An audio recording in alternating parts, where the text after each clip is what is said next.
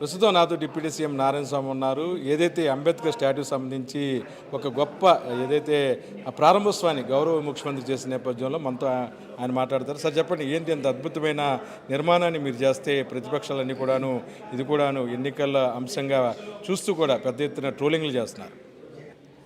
ఈరోజు ఒక ఎస్సీ ఎస్టీలకే కాదు, ఎస్సీ ఎస్టీ బీసీ మైనార్టీలకే కాదు, ఏ రిజర్వేషన్ వచ్చినా అది అంబేద్కర్ పెట్టిన భిక్షంగానే భావిస్తున్నాము. మరి ఆయన ఒక దళితుడిగా పుట్టి 130-140 సంవత్సరాల ముందు పుట్టినటువంటి మన దళితుడైనటువంటి డాక్టర్ అంబేద్కర్ గారు ఆ రోజు ఏ విధంగా బాధపడ్డాడు, చదువుకునేదానికి ఏ విధంగా అవస్థపడ్డాడు. ఈ ప్రపంచంలోనే ఆయన చదివినంత చదువు ఎవరు చదవలేదు.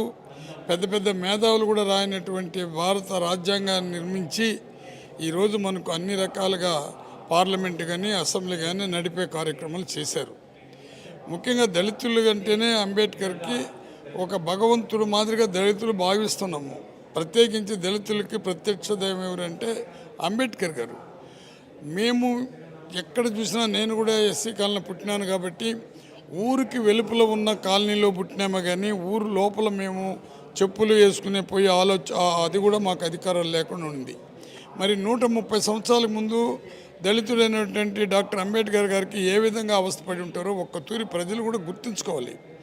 ఈరోజు జగన్మోహన్ రెడ్డి గారు ఈ యొక్క విజయవాడని ప్రపంచ చరిత్రనే ఒక విజయవాడ ఉండదని గుర్తించి ప్రపంచ చరిత్రనే విజయవాడని గుర్తింపు ఎందుకు వచ్చిందంటే డాక్టర్ అంబేద్కర్ గారి యొక్క విగ్రహాన్ని దాదాపు 206 అడుగుల విగ్రహాన్ని పెట్టి 400 కోట్లు ఖర్చు పెట్టి దీనికి ఒక కానుక ఇచ్చాడు. ఈ కానుక వచ్చి మా దళితుల యొక్క ఆరాధమైనటువంటి మన అంబేద్కర్ యొక్క విగ్రహాన్ని ఇక్కడ పెడితే మన ఇండియాలో ఉండేవాళ్ళు అదే కాదు, ప్రత్యేకించి ఆంధ్రాలో ఉండే దళితులందరూ కూడా జగన్మోహన్ రెడ్డిని మా కులదైవం అయినటువంటి అంబేద్కర్ విగ్రహాన్ని ఇంత పెద్దదిగా పెట్టాడు.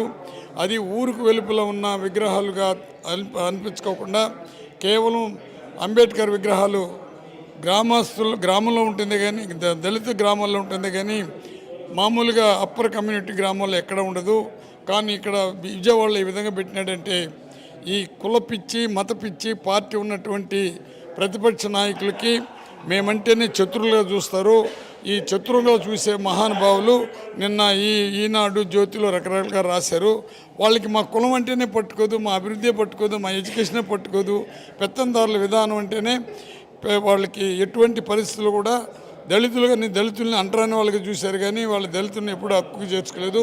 వాళ్ళు పెట్టినటువంటి ఈ ప్రెస్ మీటింగ్లు ఈ పేపర్లో చదివి దానికి ఎవరు కుంగిపోవాల్సిన అవసరం లేదు. మేము ఇంకొక 20 సంవత్సరాలు పోతే మా బిడ్డలు కూడా తలెత్తుకుని తిరిగే కార్యక్రమాలు చేస్తున్నారు. రాజకీయంలో కూడా ఎస్సీ ఎస్టీ బీసీ మైనార్టీలకి డిప్యూటీ సీఎంలు కూడా ఇచ్చారు. దీన్ని బట్టి వాళ్ళు ఓరవలేకపోతున్నారు.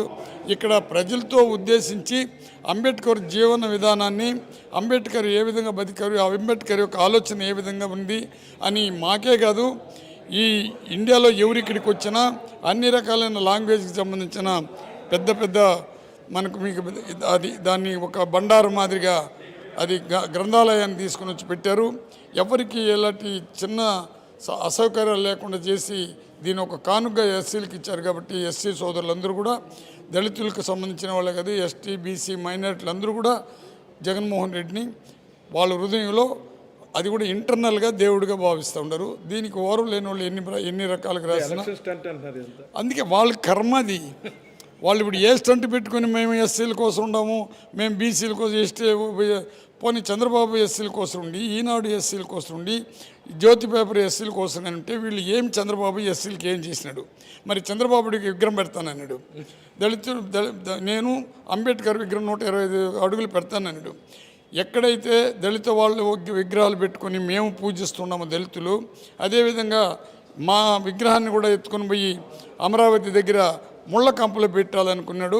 అక్కడ కూడా నేను విగ్రహం పెట్టలేదు. ఆ ముళ్ళ కంపలో కూడా విగ్రహం పెట్టేదానికి ఆయనకు మనసు రాలేదు. మరి ఆ రోజు ఇదే ఈనాడు జ్యోతి TV5 ఎందుకు దీని గురించి రాయలా? వీళ్ళకి బాధ ఏమి? వీళ్ళకి ఇంగ్లీష్ మీడియం రాకూడదు, దళితులకి వీళ్ళు దళితులు సంపదలుగా ఎదగకూడదు, ఈ దళితులు అనేవాడికి రాజకీయంగా సమానత్వం కావద్దు, దళితుడిగానే బతకాలి, కూలివాడు బిడ్డలుగానే బతకాలని మనస్తత్వం ఉండేవాళ్ళు. వాళ్ళు ఏం రాసుకున్నా ఇది ఇంకా బాలు కింద పెడితే ఆకాశానికి ఎట్టేస్తుందో అట్ట ఎగిరే ఆలోచనే దళితులందరూ కూడా వచ్చినారు. మళ్ళీ జనసమూహం సరిగ్గా లేదు, వాళ్ళ యొక్క సదుపాయాలు బాగాలేదన్నారు. ఆ కర్మ వాళ్ళకి ఎందుకు వచ్చిందో తెలియదు. ఒక జాతర జరిగితే కూడా 1000 మంది పోతే అక్కడ కూడా కొంత అసౌకర్యాలు ఇబ్బందులు ఉంటుంది.